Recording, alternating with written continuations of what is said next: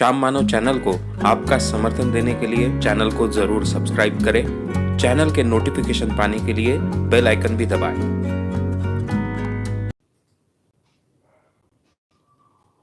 आदरणीय और प्यारे मित्रों, फेसबुक लाइव और यूट्यूब लाइव, आज का अपना विषय सावरकरवादी हिंदुत्ववादी थे या विज्ञानवादी।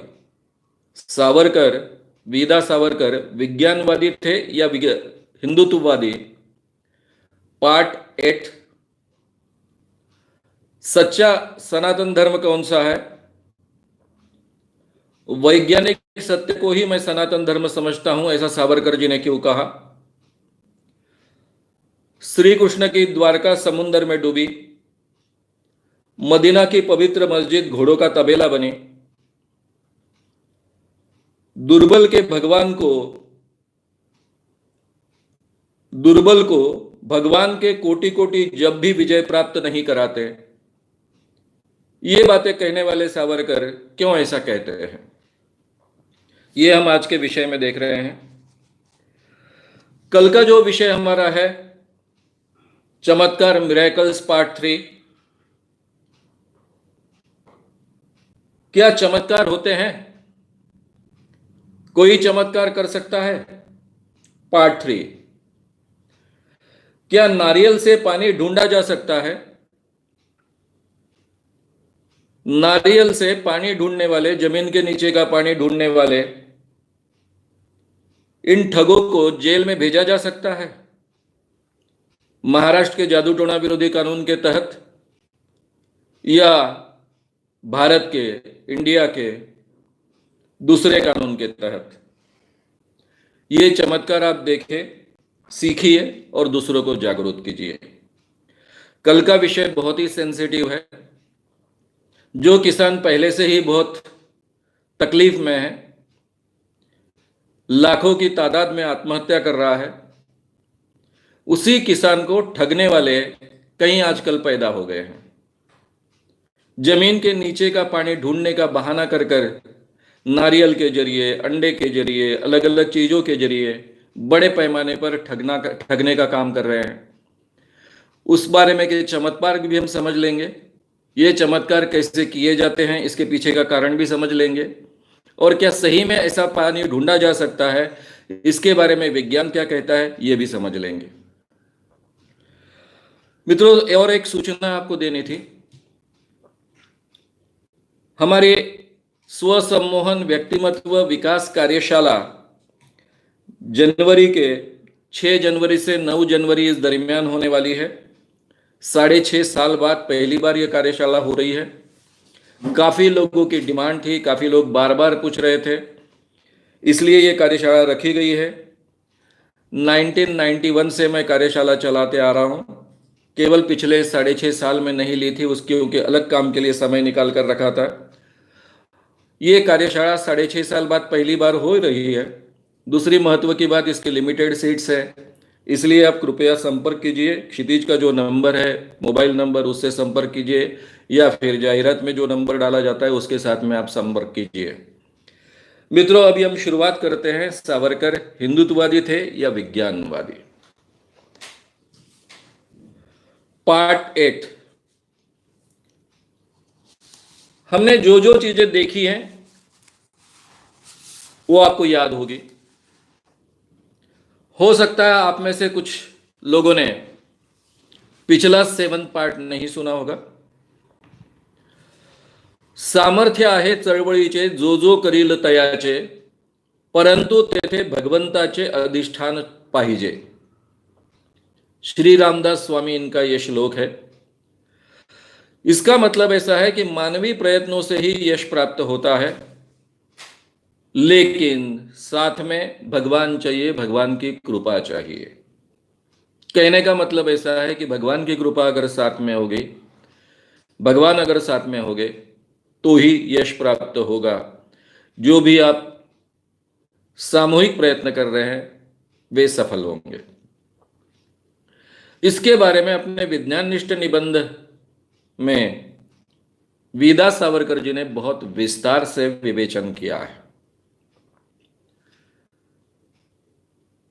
पिछले पार्ट में हमने देखा था कि 1294 में 1294 में अलाउद्दीन खिलजी 10-15 हजार की फौज लेकर आया, रामेश्वर तक पहुंच गया, मस्जिद बनाई, मंदिर तोड़े, और हमारे यहां कई चमत्कारी संत थे, लोग रात दिन पूजा करते थे, राम नाम जपते थे, लेकिन कुछ साथ नहीं आया। रामगिरी का साम्राज्य नष्ट किया गया। दक्षिण तक बाद में 5 मुस्लिम पातशाही का निर्माण हुआ, यानी मुस्लिम राजाओं का निर्माण हुआ। उनका साम्राज्य खड़ा हुआ। भगवान ने इन्हें नहीं रोका। चमत्कार करने वाले संत भी इनको नहीं रोक पाए, सारे के सारे चुप रहे। पोर्तुगीजों ने हमला किया, भगवान जी भक्तों के कंधे पर भागे, भक्तों को भी नहीं बचाया। जब तक हिंदू पुराणों के साधनों द्वारा भगवान कभी प्रसन्न नहीं होते, हमारी सुरक्षा नहीं करते, इतना ही इस बात से सिद्ध होता है। यहां तक हमने बहुत विस्तार से यह सब बातें देखी थी। अभी आगे का हिस्सा हम शुरू करते हैं। सावरकर जी ने आपके सामने बहुत विस्तार से ये 1300 से 1600 का समय खड़ा किया है, और हिंदू इस देश में अपने भगवान के साथ में कैसे पराभूत होते गए, कैसे उनके हार होते गए, ये बहुत विस्तार से उन्होंने बातें रखी है। सावरकर जी अपने आप को हिंदुत्ववादी कहते थे, लेकिन अपनी कमियां गिनाने के लिए वो कभी चूकते नहीं है। उल्टा हमारी कमियों के कारण हम कैसे पराभूत हुए, हमारी हार कैसी हुई, इसका बहुत ही हमारी आंखें खोलने वाला चित्रण वे करते हैं। लेकिन उसी समय हमारे ध्यान में ये लाकर देते हैं कि हिंदुओं में इंफीरियरिटी कॉम्प्लेक्स ना उसमें से पैदा हो। यानी ये स्थिति केवल हिंदुओं की नहीं थी, सभी धार्मिक लोगों की थी। यानी केवल हिंदुओं को हिंदुओं के भगवान ने साथ नहीं दिया, तो इस दुनिया में कोई भी धर्म के लोगों को उनका भगवान साथ नहीं देता। ये भी हमारे ध्यान में लाकर देने के लिए वे कहते हैं।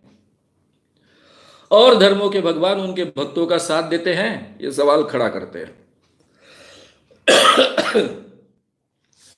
मुस्लिम धर्म की शुरुआत में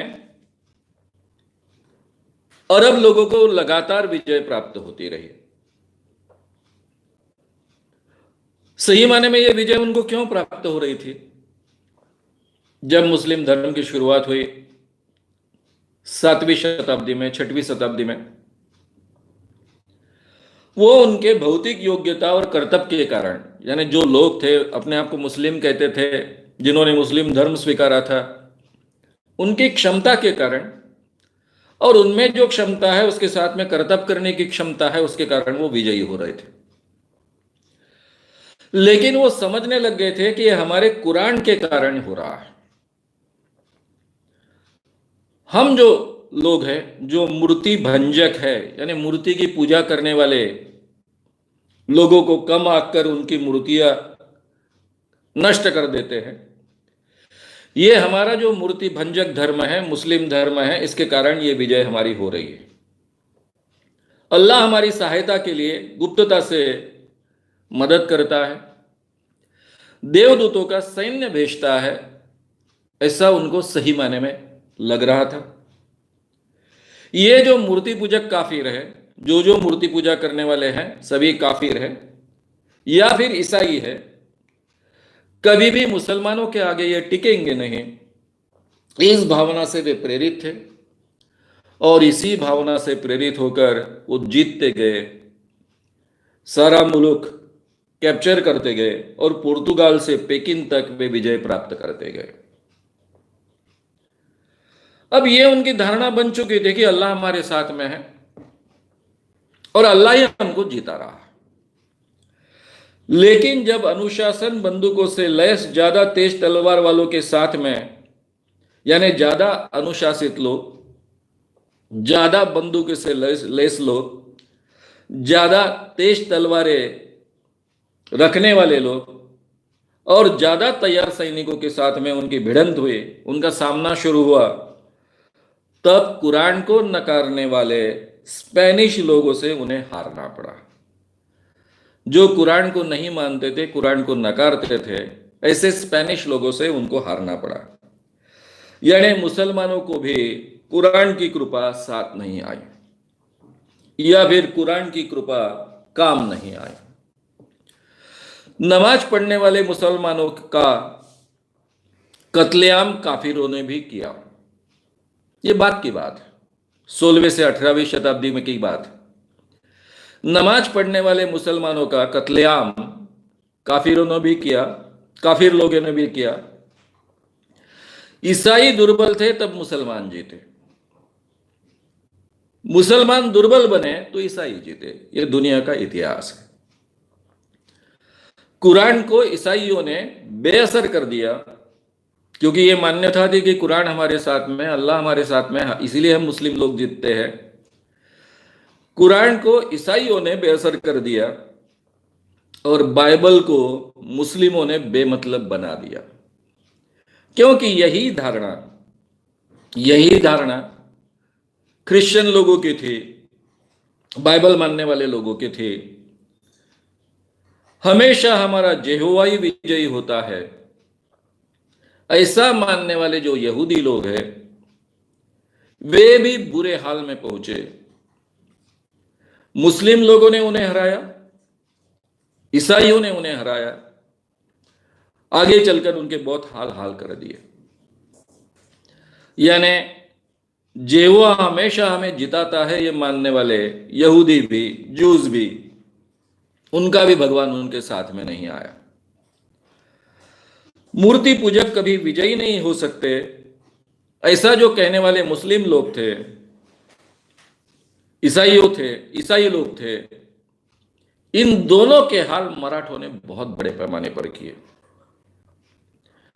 ये मान्यता थी ईसाई धर्म के लोगों की और मुस्लिम धर्म के लोगों की कि ये जो मूर्ति पूजक लोग हैं, बहुत पिछड़े लोग हैं, ये कभी हमारे साथ जीत नहीं सकते, क्योंकि हमारे भगवान हमारे साथ में है, हमारे अल्लाह हमारे साथ में है, हमारे ईश्वर हमारे साथ में है। लेकिन आगे चलकर इन्हीं मूर्ति पूजक लोगों ने ईसाइयों के भी बहुत हाल किए और मुस्लिमों के भी बहुत हाल किए। ये मराठों ने किए थे। 1600 से 1800 इस समय शिवाजी राजा हुए,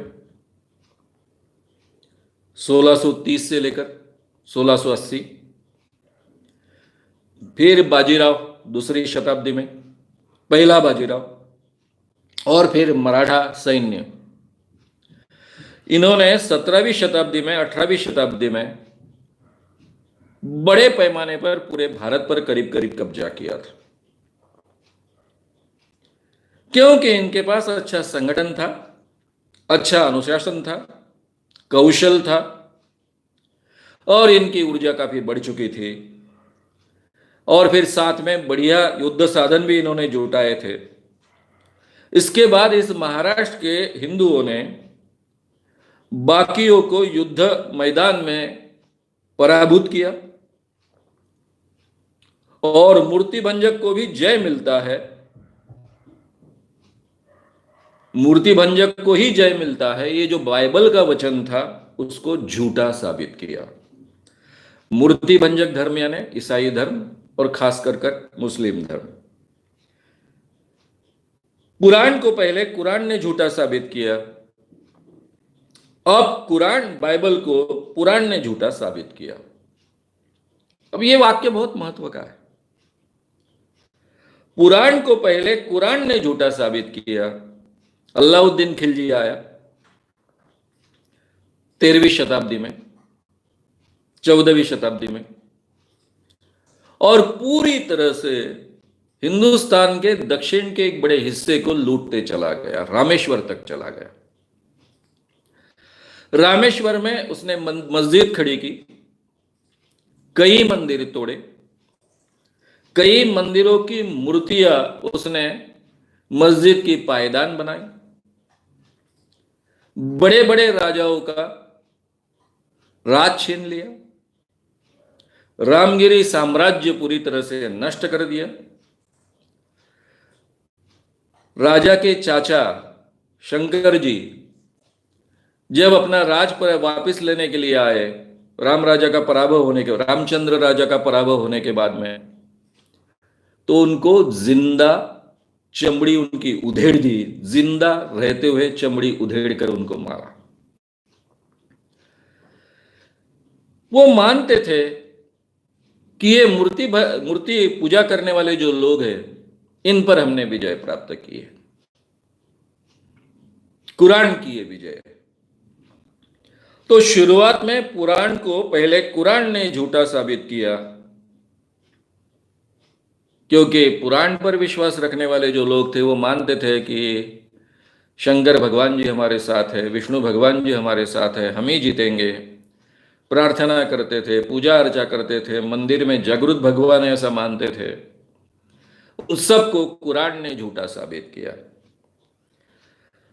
और बाद में वही 16वीं से 18वीं शताब्दी में कुरान और बाइबल को दोनों को पुराण ने झूठा साबित किया, क्योंकि उस समय में अंग्रेजों के साथ में भी लड़ाई हुई, पोर्तुगीजों के साथ में भी लड़ाई हुई, और मराठे उसमें जीतते गए और वो अपना साम्राज्य बहुत बड़े पैमाने पर बढ़ा पाए। ये सारे उदाहरण देखने के बाद केवल सामर्थ्य आहे चळवळीचे, जो जो करील तयाचे, इतना ही सच है, ऐसा सावरकर जी कहते हैं। उन्होंने अपने सामने, हमारे सामने, तुम्हारे हमारे सामने इतिहास के सभी उदाहरण रखे और निष्कर्ष बताया कि रामदास स्वामी ने जो कहा है उसमें का केवल आधा ही वाक्य सच है, क्योंकि मानवीय प्रयत्नों से ही यश प्राप्त होता है। और ऊपर से वे कहते हैं चाहे भगवान साथ में हो ना हो तो भी मानवीय प्रयत्नों से ही, सामूहिक प्रयत्नों से ही यश प्राप्त होता है। केवल 108 ही क्या, 1108 सत्यनारायण करने के बाद भी कोई ऐहिक चीजें हमें प्राप्त नहीं होती, व्यवहारिक चीजें प्राप्त नहीं होती, ना ही कोई विजय प्राप्त होता है, ना ही कोई यश प्राप्त होता है। फिर वे उदाहरण देते हैं कि हमारे भगवान श्री कृष्ण,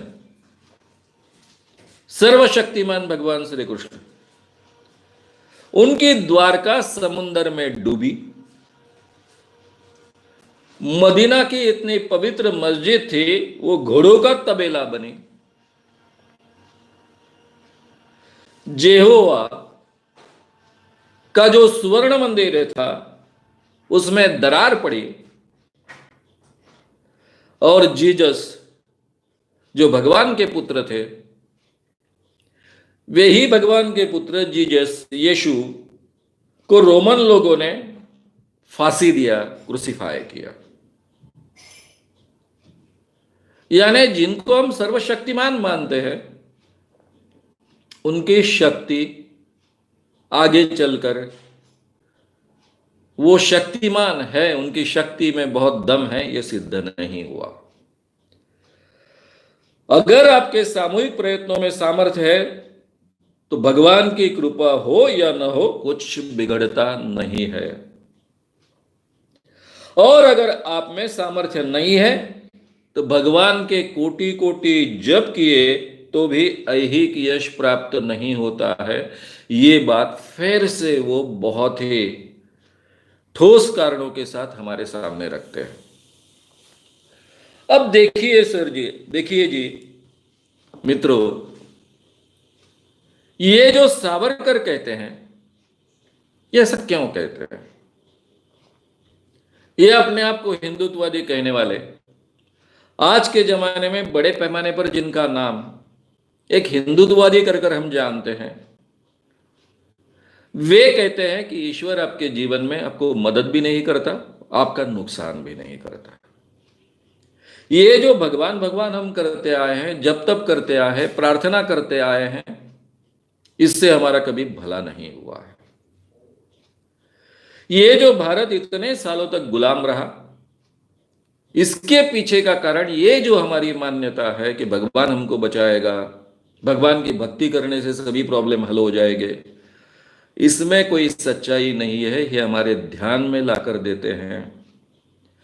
और हम मानते हैं कि हिंदू धर्म का अभिन्न हिस्सा भगवान की कल्पना, भगवान पर निर्भर होना, हमारे नसीब की कल्पना, भगवान हमको मदद करने आते हैं, यह हमारी धारणा, इसके आधार पर ही हमारा हिंदू धर्म खड़ा है, सभी धर्म खड़े हैं।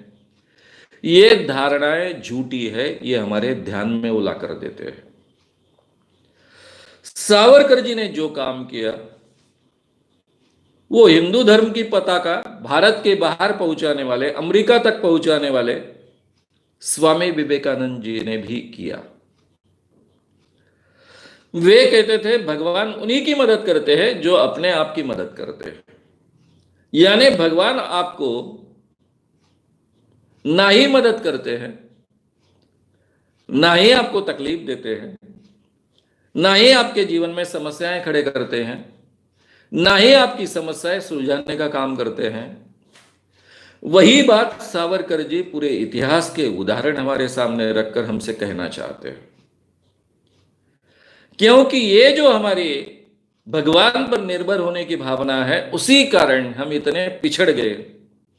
ये हमारे ध्यान में वो बार बार ला कर देते हैं।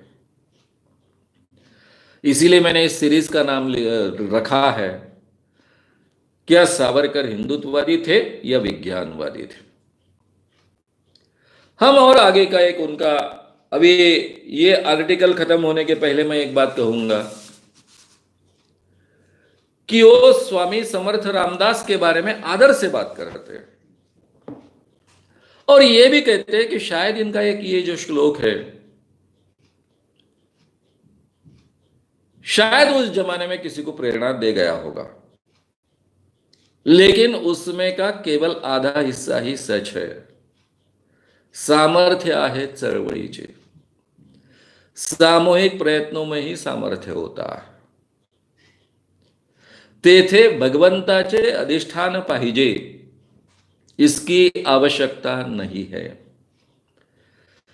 भगवान आपके साथ में हो ना हो, फिर भी आपको यश प्राप्त हो सकता है, और आप अगर दुर्बल है तो भगवान साथ में हो तो भी आप अपयशी सिद्ध होगे। ये बात बहुत ही ताकत से और निर्भीकता से हमारे सामने वो रखना चाहते हैं। उनका दूसरा एक निबंध है, और ये निबंध बहुत ही महत्व का है। सच्चा सनातन धर्म कौन सा, किसे हम सनातन धर्म कहे। अब मित्रों, ये विषय आज के जमाने में बहुत ही मायने रखने वाला। सावरकर जी अपने आप को मैं सच्चा सनातनी हिंदू हूं ऐसा भी कहते हैं, और ऐसा भी कहते हैं, और महात्मा गांधी भी अपने आप को सनातनी हिंदू कहते थे। आज हम हमारे देश में क्या देख रहे हैं, हिंदुत्व के नाम पर गोकशी होती है। गाय को बचाने के लिए इंसान को जिंदा पीट पीट कर मारा जाता है। ऐसी कई घटनाएं हुई हैं, उसके बारे में मैंने बहुत विस्तार से आपके सामने बात की है। आज पूरे भारत भर में हिंदुत्व के नाम पर एक उन्माद फैलाया गया, दिन ब दिन वो फैलाया जा रहा है। गोडसे जैसे व्यक्ति का गौरवीकरण हो रहा है। मंत्री लोग, नेता लोग हमारे पुरातन संस्कृति को गौरवान्वित, यानी उनका गौरव करने के लिए, पुरानी संस्कृति का गौरव करने के लिए कई अवैज्ञानिक झूठे बयान देते हैं, जिसके बारे में पार्ट 7 में मैंने बहुत विस्तार से आपके सामने चर्चा की है। और केवल यहीं तक बात सीमित नहीं है, तो सामाजिक सुधार का बड़े पैमाने पर विरोध करना ही सनातन हिंदू का सही लक्षण है, ऐसा भी वो मानते हैं। अब इन सब बातों में कितना तथ्य है, कितना मतलब है। इतना ही नहीं तो अभी हमने अपने कब्जे में राफेल विमान लिया, और इसी दशरे में ये राफेल विमान की हमने पूजा की। कहां पर? भारत की भूमि पर नहीं, फ्रांस की भूमि पर, और वो भी नींबू मिर्ची लगाकर। एक जगह हमारे प्रधानमंत्री मोदी जी नई कार घर में लाई किसी नेता ने, और इस नेता ने नई कार घर में लाते वक्त कलर में कोई प्रॉब्लम था, ज्योतिष ने कह दिया था, इसलिए नींबू मिर्ची की पूजा की, इसलिए उनकी खिल्ली उड़ाई थी। लेकिन हमारे देश के सुरक्षा मंत्री, संरक्षण मंत्री, डिफेंस मिनिस्टर फ्रांस में नींबू मिर्ची लगाकर उसकी पूजा करते हैं। इस वातावरण में हिंदुत्व को जिन्होंने सही मायने में प्रतिष्ठित किया, या हिंदुत्व शब्द को सही मायने में इजाद कर कर उसको प्रतिष्ठित किया, वे सावरकर क्या कहते हैं यह जानना बहुत आवश्यक है। सावरकर इस निबंध में कहते हैं, ये 1935-1936 का निबंध है, यानी आज से करीबन 84 साल पहले, 84 ईयर्स पहले का निबंध है। समाज सुधारक या परिवर्तनवादी ये जो लोग हैं, उनकी व्याख्या आम सनातनी क्या करते हैं। समाज सुधारक, परिवर्तनवादी यानी कौन? जो सनातन धर्म को उखाड़ना चाहता हो वो। जो सनातन धर्म को उखाड़ कर फेंकना चाहता है, ऐसे जो लोग हैं उनको सुधारणावादी कहा गया, उनको समाज सुधारक कहा गया। ये आम अपने आप को सनातनी हिंदू कहने वाले लोगों की व्याख्या रही है। ऐसी व्याख्या, ऐसी डेफिनेशन इन लोगों ने तय कर ली है। सामाजिक हानि पहुंचाने वाली, चाहे परंपरा हो चाहे रूढ़ी हो, ये हानि पहुंचाने वाली रूढ़ी और परंपरा भी ये लोग टिकाना चाहते हैं सनातन धर्म के नाम पर। ये दूसरी बात वो कहते हैं। और इसलिए ये जो लोग समाज को हानि पहुंचाने वाली, चाहे रूढ़ी हो परंपरा हो, उसको टिकाना चाहते हैं, क्योंकि ये सनातन धर्म की परंपरा है ऐसा कहकर, इसलिए हमने सनातन धर्म यानी क्या, इन शब्दों का अर्थ समझना आवश्यक है, इन शब्दों का सही मतलब तय करना आवश्यक है। ये बात वो आप हमारे सामने रखते हैं, और फिर ये सनातन का सही अर्थ क्या है ये हमारे सामने रखने की कोशिश करते हैं। मैं यानी सावरकर जी कहते हैं, मैं अपने आप को सनातन धर्म का अभिमानी समझता हूं। महात्मा गांधी भी कहते थे, मैं सनातनी हिंदू। लेकिन वो साथ में जोड़ते थे कि हमारे धर्म में कई कुरीतियां आ चुकी हैं, कुछ बुराइयां आ चुकी है, कुछ अंधविश्वास पनप चुके हैं, हमें उन्हें सुधारना होगा, छोड़ना होगा, क्योंकि वो धर्म का मूल हिस्सा नहीं है। गांधी जी भी यही बात कहते थे कि मैं सनातनी हिंदू हूं, लेकिन कुरीतियां हटानी चाहिए। मानव जाति के लिए जो गलत चीजें हैं वो हटानी चाहिए। कुछ अंधविश्वास हमारे धर्म में पनप चुके हैं, उनको दूर करना होगा। ये बात गांधी जी ने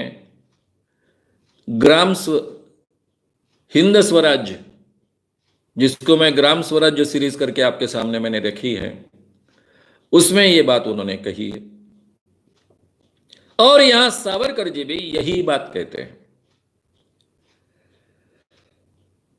मैं अपने आप को सनातन धर्म का अभिमानी समझता हूं, और मैं ही नहीं, और भी कई सनातनी लोग जो है वो परिवर्तन को अपने आचरण से ही समर्थन देते हैं।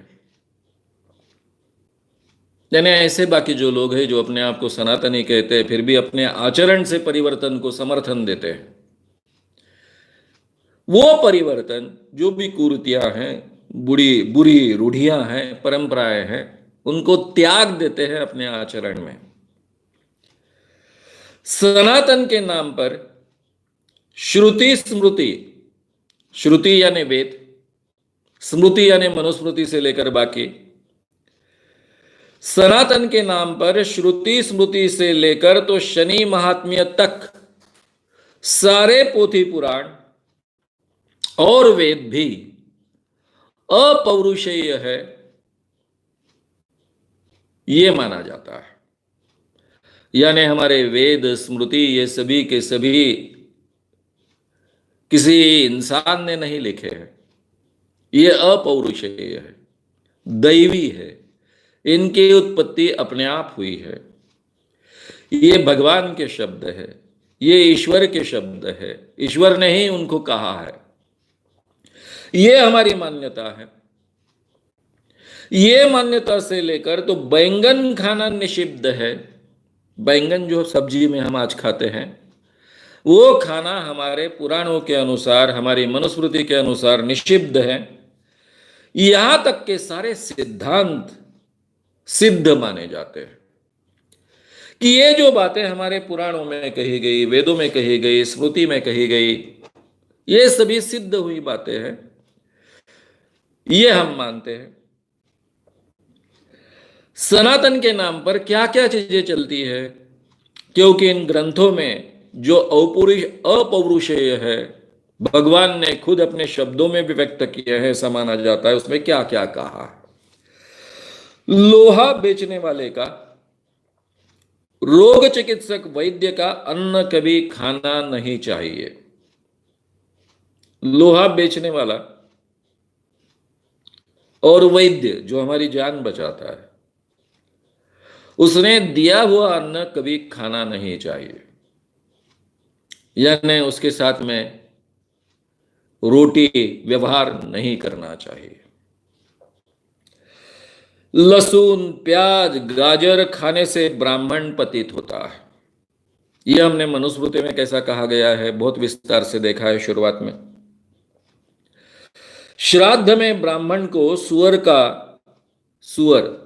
का या बैल का मांस खिलाने से हमारे मरे हुए रिश्तेदार पितर 12 साल तक ज्यादा तृप्त होते हैं।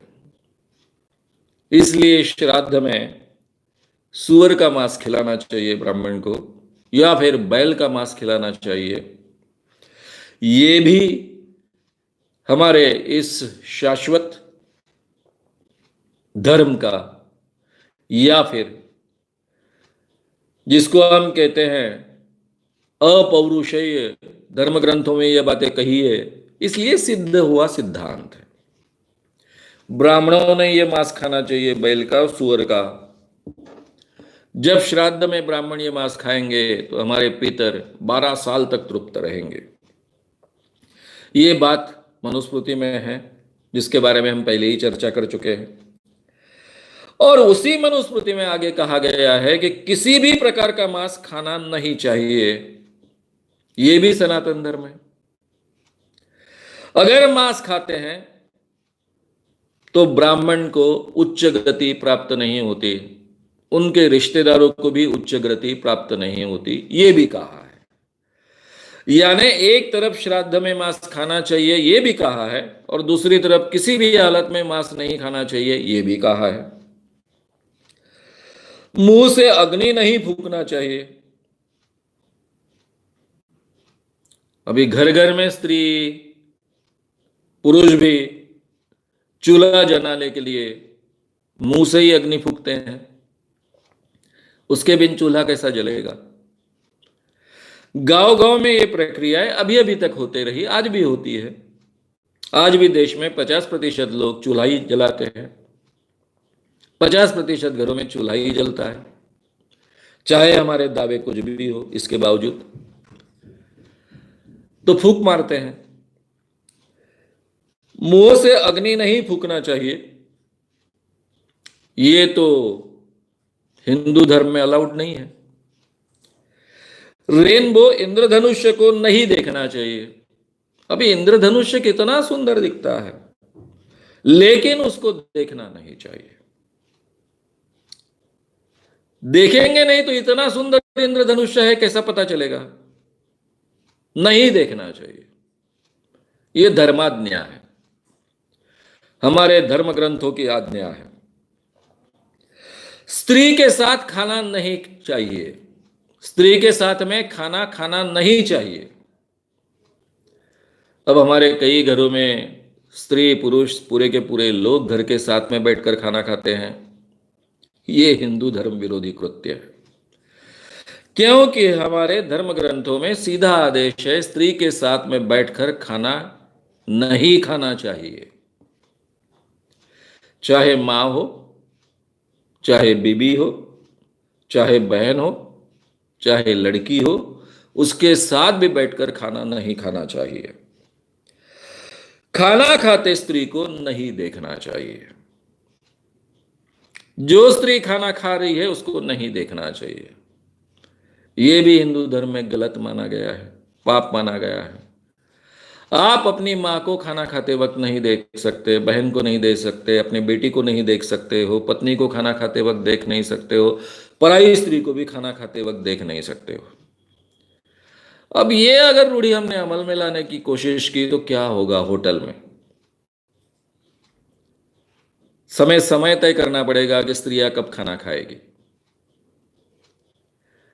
क्योंकि पुरुषों के सामने उन्होंने खाना नहीं खाना चाहिए। खाती है तो बाकी पुरुष पाप ही हो जाते हैं। इसलिए होटल में बोर्ड लगेगा कि स्त्रियों को होटल में इतने से इतने समय में प्रवेश मिलेगा, और तुमको परोसने वाले भी पुरुष नहीं रहेंगे। अगर उस होटल में पुरुष वेटर है तो स्त्रियों के टेबल पर एक बार परोसा गया तो फिर कोई पुरुष वहां रहेगा नहीं, मैनेजर भी नहीं रहेगा। कल्पना कर कर देखो, आज के जमाने में अगर ये नियम हम अमल में लाना चाहते हैं तो क्या होगा? और ये सभी नियम अपौरुषेय ग्रंथों में कहे गए हैं। जो ग्रंथ भगवान ने खुद निर्माण किए हैं, ऐसा हम मानते हैं, उनमें ये निषेध है, उनमें ये बातें कही गई है। ये सावरकर जी हमारे ध्यान में लाकर देते हैं। आगे का तो बहुत ही चमत्कारिक है। दिन को अगर मलमूत्र विसर्जित करना है तो उत्तराभिमुख होकर मलमूत्र विसर्जन करना चाहिए। अब आपको जोर से पेशाब आई है, टट्टी आई है, अगर दिन में आई है तो उत्तर की दिशा में मुख कर कर, यानी भारत के अगर विचार करेंगे आज के, तो हिमालय की दिशा में मुख कर कर आपको टट्टी करनी है, पेशाब करनी है। लेकिन अगर रात को आपको मलमूत्र विसर्जित करना है तो दक्षिणाभिमुख होकर ही आपने मलमूत्र विसर्जित करना चाहिए। अब ये कितना विनोदी प्रकार हो जाएगा, कल्पना कीजिए। मुंबई जैसे शहर में सबसे बड़ी समस्या है पेशाब और टट्टी की, सबसे बड़ी समस्या। अगर आप मुंबई में रहते हो तो आपके ध्यान में आएगा। अभी अभी ये जो बड़े बड़े बाजार बने हैं, मल्टीप्लेक्स के साथ में मॉल्स बने हैं, तो थोड़ी सी सहूलियत प्राप्त हुई कि आसपास अगर मॉल है तो आप उसमें घुस सकते हो, वहां के टॉयलेट का, बाथरूम का उपयोग कर सकते हो। लेकिन हर जगह तो मॉल नहीं। आप करोगे तो वहां आपको ढूंढना पड़ेगा।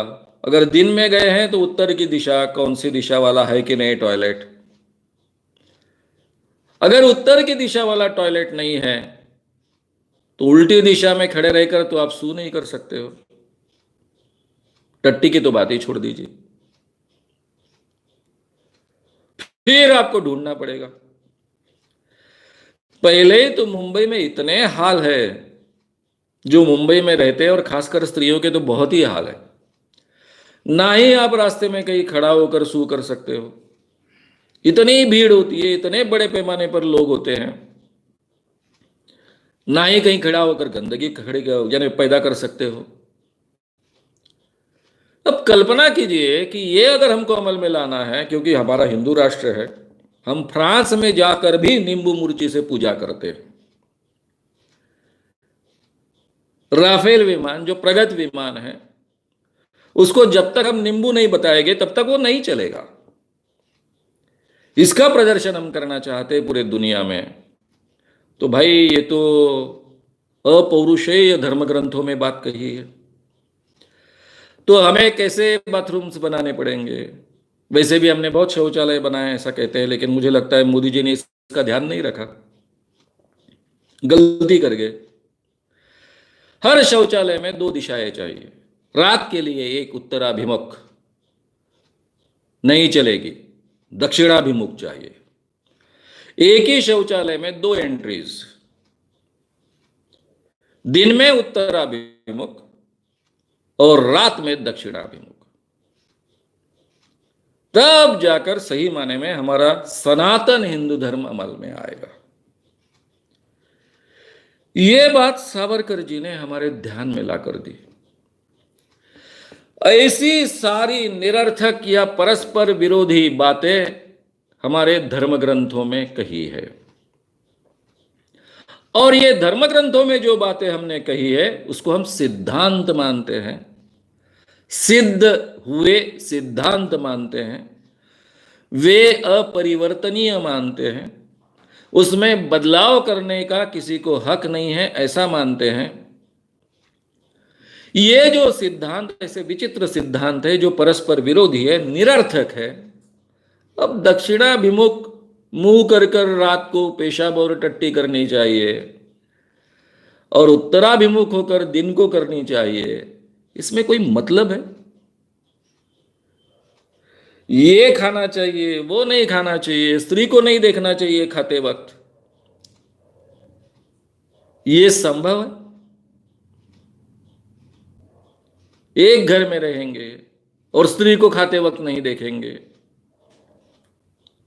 कैसे संभव है? इसको सनातनी हिंदू कहेंगे। और सनातनी हिंदू होने का मतलब तो वही किया जाता है कि जो हमारे सनातन धर्म यानी शाश्वत धर्म में हमारे धर्म ग्रंथों में जो कहा है वो हमारा सनातन धर्म है। तो सावरकर जी कहते हैं कि ऐसी सारी निरर्थक और परस्पर विरोधी जो बातें हैं जिसको हम सिद्धांत मानते आए हैं, केवल सामान्य और भोले भाले लोग ऐसी चीजों को मानते हैं ऐसा नहीं है। तो हमारे स्मृति पुराणों ने यही परंपरा निर्माण की है, क्योंकि इन वेद स्मृति पुराणों में बार बार कहा गया है कि ये ग्रंथ अपौरुषेय है, भगवान ने निर्माण किए हैं, उनके शब्द है, उसमें परिवर्तन करना संभव नहीं, परिवर्तन करने का हमें अधिकार नहीं। अब ये सब बातें हमारे ध्यान में लाकर देने के बाद कि हमारे हिंदू धर्म में कितनी गलत गलत बातें हैं, परस्पर विरोधी है, कितनी निरर्थक बातें हैं, ये सब बातें ध्यान में लाने देने के बाद में सावरकर जी महसूस करते हैं कि कहीं हमारा मनोबल न गिर जाए, कहीं हम अपने आप को बहुत ही इंफीरियर न समझने लग गए, इंफीरियरिटी कॉम्प्लेक्स हम में न डेवलप हो जाए। इसलिए वे कहते हैं कि ऐसी निरर्थक और परस्पर विरोधी बातें केवल हमारे धर्मों में कही है ऐसा नहीं है,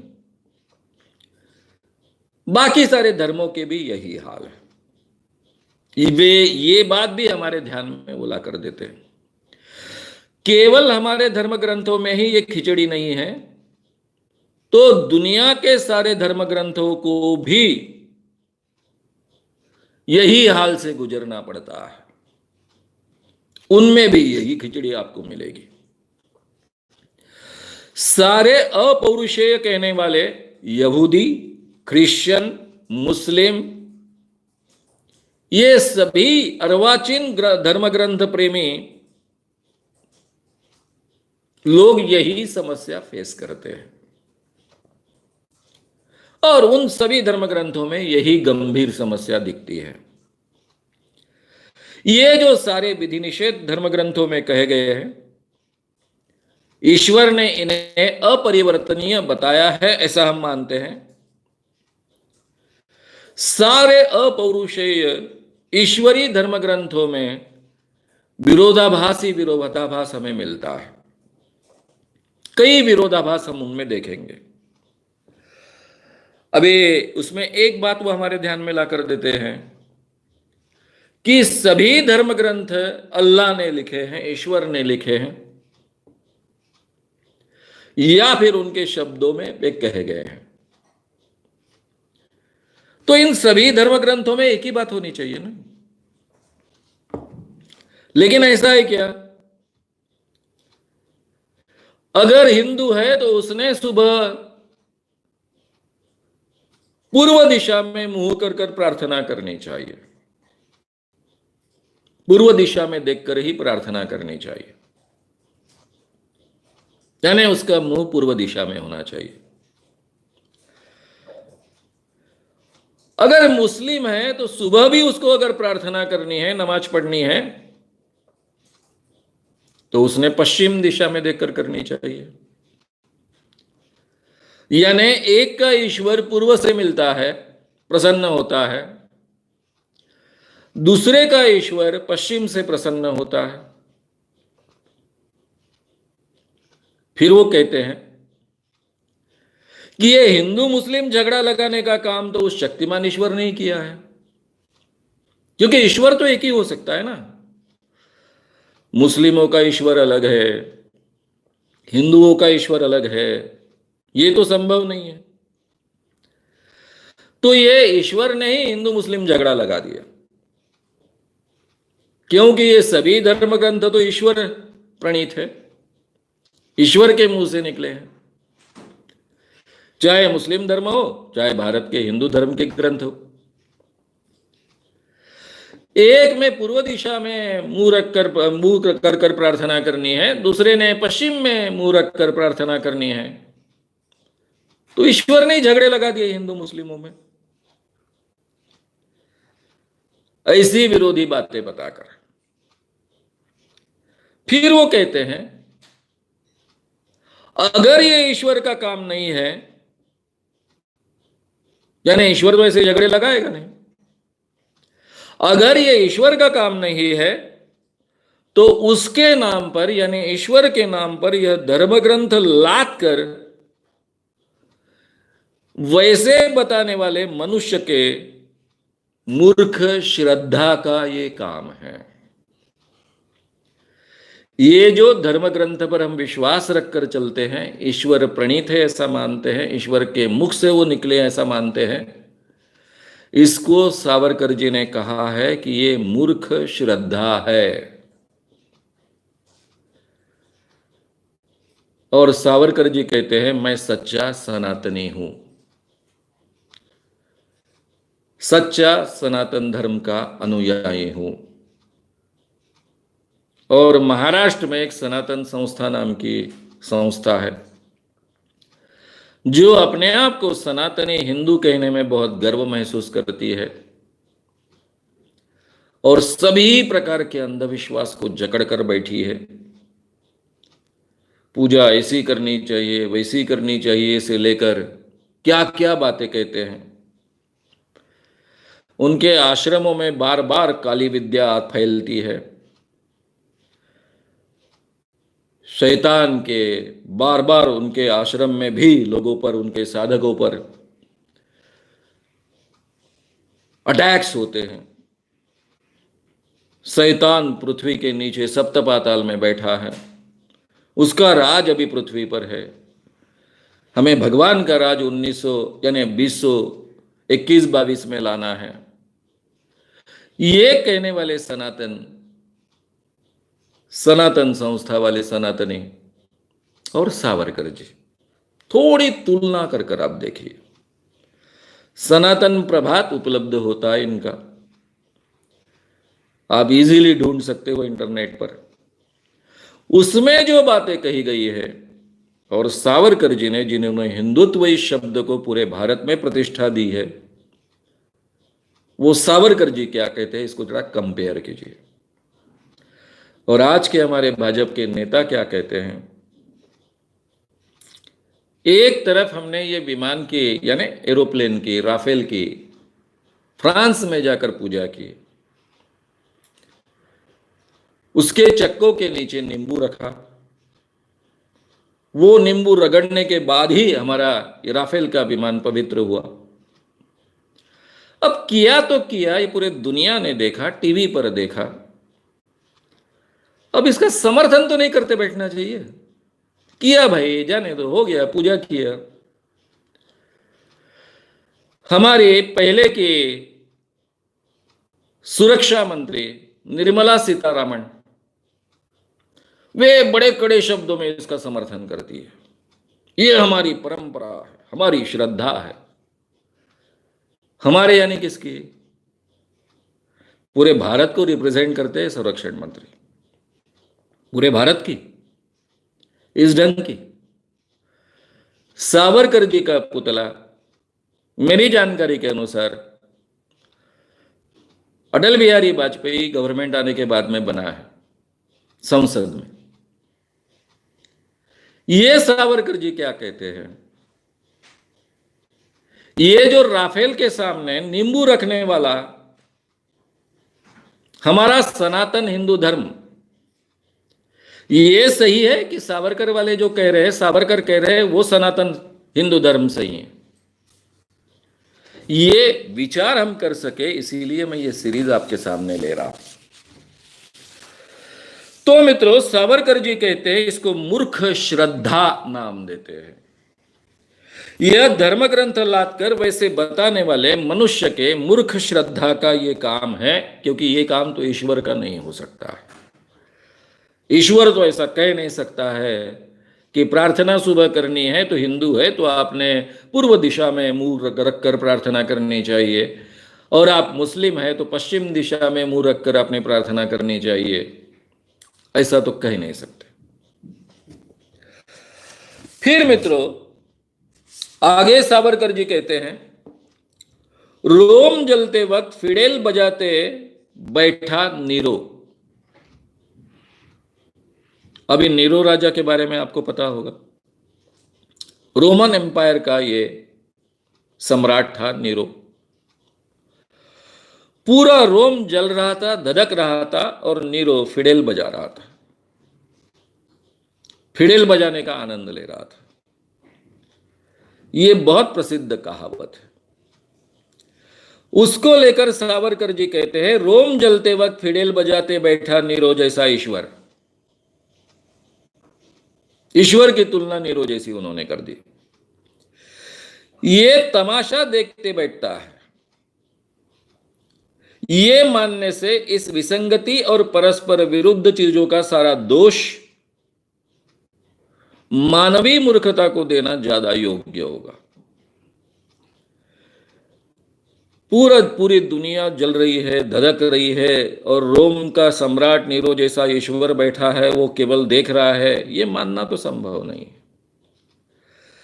इससे ज्यादा ये जो विसंगतियां हैं, परस्पर विरुद्ध चीजें हैं, इसका सारा दोष मानवीय मूर्खता को देना चाहिए, वो ज्यादा योग्य होगा। ऐसा सावरकर जी बहुत आग्रह से कहते हैं। क्यों कहते हैं? इसके पीछे का कारण भी वो बताते हैं। सारे धर्मों का डॉगमेटिज्म यानी कट्टरपंथीपना, ये सारे कट्टरपंथी जो है सभी धर्मों के, ये मूर्खता करने वाले लोग होते हैं। ये हमारे ध्यान में वो लाकर देते हैं। मूर्ख श्रद्धा, कट्टरपंथी मूर्खता, ऐसे शब्दों का वो उपयोग करते हैं। और फिर अभी वो चर्चा शुरू करते हैं कि सनातन का सही मतलब क्या है। यानी हम जो कहते हैं कि सनातनी हिंदू हम हैं, सनातन धर्म है हमारा, इसका मतलब क्या है? सनातन इस शब्द का अर्थ होता है शाश्वत, अबाधित, अखंड, अपरिवर्तनीय धर्म।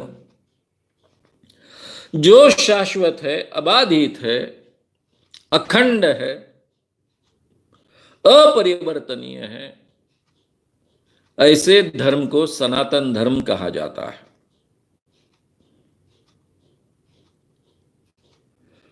वस्तु के अस्तित्व व्यवहार के नियम करने वाला धर्म, वस्तु के अस्तित्व और व्यवहार के नियमन करने वाला धर्म, नियमन यानी नियम, यानी इंग्लिश में इसको लॉ कहते हैं। कई धर्म ग्रंथों में लॉ ये शब्द का उपयोग इसी अर्थ से आया है। पानी का धर्म, अग्नि का धर्म, ये जो नियम है, पानी के जो नियम है, अग्नि के जो नियम है, भाई अग्नि कौन सी चीजों को जलाएगा? लोहे को जलाएगा नहीं, केवल गर्म करेगा। लोहा जलता नहीं है, लकड़ा जलता है, उसकी भाप बन जाती है, उससे धुआं निकलता है, राख बचती है। लोहे का ऐसा नहीं होता है। ये जो अग्नि के नियम है, पानी के नियम है, जिसको पानी का धर्म, अग्नि का धर्म, ये शब्द भी हम उपयोग में लाते हैं, तो ये सृष्टि नियमों को भी लॉ इस शब्द का उपयोग हम करते हैं। जैसे ग्रेविटेशनल लॉ, गुरुत्वाकर्षण का सिद्धांत, गुरुत्वाकर्षण का नियम, इस ढंग से। तो ये जो अपरिवर्तनीय है, शाश्वत है धर्म, जो शब्द हम कहते हैं, उसका एक मतलब होता है लॉ। जो नियम अपरिवर्तनीय है, शाश्वत है। अब इसमें का दूसरा हिस्सा, धर्म के तीन हिस्से प्रमुख होते हैं। एक तत्व ज्ञान का हिस्सा होता है, दूसरा कोड ऑफ कॉन्डक्ट होता है, हमारे ऐहिक जीवन के कानून, स्त्री पुरुष के संबंध कैसे होने चाहिए, विवाह के संबंध कैसे होने चाहिए, संपत्ति का वितरण कैसा होना चाहिए। ये जो कानून है व्यवहारिक, किसी ने चोरी की तो कौन सी शिक्षा होनी चाहिए, ये भी धर्म का हिस्सा है। और उसमें का ये तत्वज्ञान का हिस्सा है, उसमें पारलौकिक जीवन के बारे में, पारमार्थिक जीवन के बारे में भी चर्चा होती है, नियम होते हैं। इसी तरह पारलौकिक पारमार्थिक चीजों के नियमों को भी धर्म शब्द उपयोग में हम लाते हैं। अब ये नियम क्या है? स्वर्ग है, नरक है, ईश्वर है, जीव है यानी आत्मा है, पुनर्जन्म है, पूर्व जन्म है, इन सब का परस्पर संबंध क्या है? धर्म के अंदर इसका भी समावेश होता है। ये भी नियम कहे गए हैं, जैसा बाइबल में कहा गया। और यहूदी धर्म को, ईसाई धर्म को और मुस्लिम धर्म को ये लागू होता है कि इंसान मरने के बाद में उसका देह वही रहता है, देह के साथ में आत्मा वही रहती है। और डूम्स डे के दिन, कयामत के दिन ईश्वर आता है, उसका हिसाब करता है, और हिसाब करने के बाद में वो स्वर्ग में भेजता है और नरक में भेजता है। यही बात हिंदू धर्म में कैसी कही गई है कि इंसान मरने के बाद में उसका आत्मा मुक्त होता है, अगर वो भूत नहीं बना है तो। अगर उसकी आत्मा अतृप्त है तो वो शरीर के साथ में अटक के रहती, शरीर जलने के बाद भी, शमशान भूमि में या फिर कहीं पर, जबकि बॉडी जला दी है। मुस्लिम धर्म में, यहूदी धर्म में और क्रिश्चियन धर्म में बॉडी के आसपास आत्मा रहती है, ऐसा माना जाता है डूम्स डे के दिन तक। यहां पर यह आत्मा तुरंत शरीर से मुक्त हो जाती है, क्योंकि शरीर को तो जलाया जाता है। अगर यह आत्मा अटक के नहीं रही किसी कारणवश, तो ये डायरेक्टली स्वर्ग में जाती है या नरक में जाती है, उसका हिसाब किया जाता है। चित्रगुप्त के हिसाब के अनुसार वो चली जाती है। अब ये सभी जो परस्पर संबंध की बातें हैं, यानी स्वर्ग, नरक, ईश्वर, आत्मा, इनके पूर्व जन्म, पुनर्जन्म, इनकी, ये सब जो नियम बताने वाले हैं, ये भी नियम धर्म का हिस्सा है। मनुष्य के ऐहिक व्यवहार और मरने के बाद के पारलौकिक जीवन में परस्पर क्या संबंध है, इसके भी नियम इसको भी लॉ कहा गया है। जैसे कि यहां पर अगर आप पुण्य कर्म करोगे तो आपको स्वर्ग में जगह मिलेगी, अगर आप इस ऐहिक जीवन में, पृथ्वी पर के जीवन में पाप करोगे तो फिर आपको हिसाब कर कर नरक में भेजा जाएगा, हेल में भेजा जाएगा, हेवन नहीं आपको भेजा जाएगा। अब यहां पर ये सब बातें जो हम मानते आए हैं उसके बारे में सावरकर जी क्या कहते हैं। मोजेस यानी यहूदी धर्म के संस्थापक, अब्राहम, ईसा मसीह यानी यीशु ख्रिस्त, मोहम्मद, ये सभी पैगंबर है, प्रेषित है, भगवान के पुत्र है। इनके स्मृति में भी ये जो वर्णित कर्मकांड है उसको लॉ कहा गया है। इस धर्म से, इस अर्थ से अगर हम विचार करेंगे तो धर्म यानी आचार होता है जो हमारे जीवन में हम अमल में लाते हैं। धर्म में वर्णित कई नियम हमने काल के अनुसार अपने कानून व्यवस्था में ले लिए। अब सबसे बड़ी बात वो हमारे ध्यान में क्या ला कर देते हैं कि हमारी कानून व्यवस्था में, आज की जो हमारी कानून व्यवस्था है, भारत की कॉन्स्टिट्यूशन है, उसमें सभी के सभी धर्मों के जो अच्छे नियम थे, जो व्यावहारिक जीवन में, हमारे जीवन में अमल में लाने चाहिए थे, वे हमने ले लिए। इन नियमों में हमें आवश्यक वे परिवर्तन करने पड़े और हमने वे परिवर्तन किए। जैसे मुस्लिम धर्म के अनुसार अगर चोरी करते तो हाथ पांव तोड़े जाते हैं, इस ढंग के कोई भी नियम आज के जमाने में नहीं है हमारे कानून में। हमारे कानून जो भी थे, धर्म ग्रंथों में कहे गए थे, उससे अलग हमने किए हैं, उसमें सुधार किया है। यानी जो हमारा कोड ऑफ कॉन्डक्ट था, जो धर्म का हिस्सा था, उसमें हमने काफी सुधार किए और उसको हमने स्वतंत्र रूप से हमारे जीवन में कानून के रूप में हमने स्वीकारा है। ये बात हमारे वो ध्यान में ला कर देते हैं। और फिर कहते हैं सनातन धर्म का सही माने में मतलब क्या है। अभी सनातन धर्म, इसका मतलब शाश्वत नियम, अपरिवर्तनीय, जो बदलना मनुष्य के हाथ में नहीं है, ऐसे अबाधित नियम यानी धर्म। सनातन धर्म इस शब्द का मूल अर्थ क्या है वो फिर से हमारे ध्यान में लाकर देते कि जो शाश्वत है, अपरिवर्तनीय है, इसको बदलना मनुष्य के हाथ में नहीं है, ऐसे अबाधित जो नियम है उसको हम कहते हैं सनातन धर्म। यह अर्थ सृष्टि नियमों को लागू होता है। ये जो सनातन धर्म का अर्थ है वो केवल सृष्टि नियमों को लागू होता है।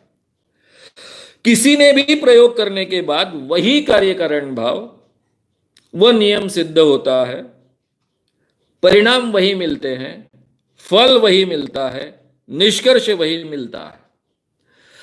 ऐसे वैज्ञानिक सत्य को ही हम सनातन धर्म समझते हैं। सनातन धर्म यानी क्या? वैज्ञानिक सत्य।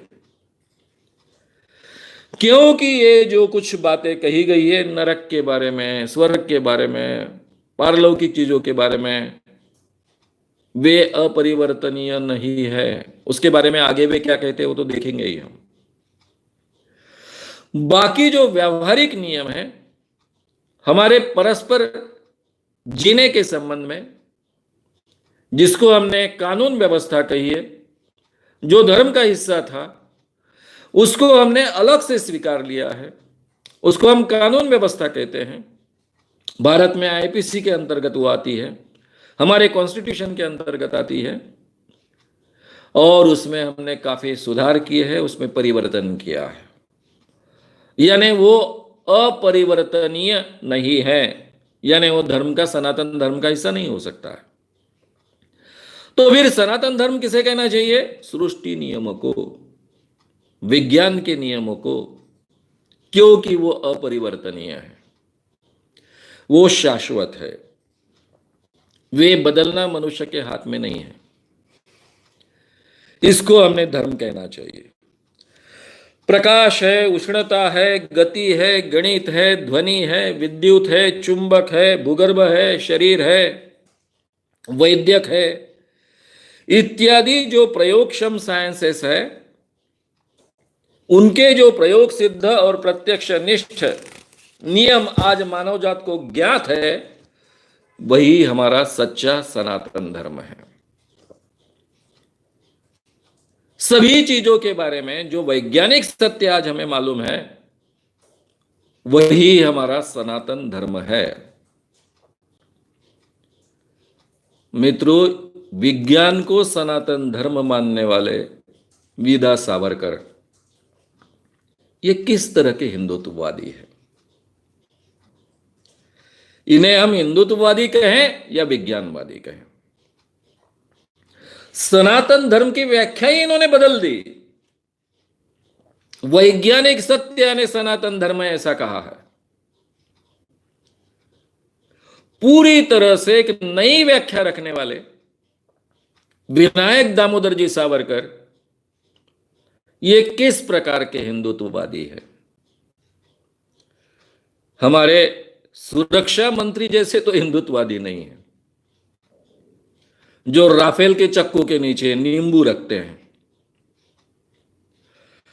वे कहते हैं कि विज्ञान, वैज्ञानिक सत्य ही सनातन धर्म है, क्योंकि वो शाश्वत है, अपरिवर्तनीय है, उसमें बदलने का सामर्थ्य इंसान में भी नहीं है। और अभी मित्रों, मैं यहां रुकता हूं। आप इस पर विचार कीजिए, अपने मत प्रदर्शित कीजिए। अभी क्वेश्चन आंसर सेशन शुरू होगा। 9:10 हो रहे हैं। 70 मिनट की ये बातें मैंने आपके सामने रखी है। आपने केवल सावरकर जी से सावरकर या फिर मैंने जो बातें आपके सामने रखी है ये 8 पार्ट्स में, इन्हीं के बारे में सवाल पूछना चाहिए, आवश्यक नहीं है। आप कोई भी सवाल पूछ सकते हो।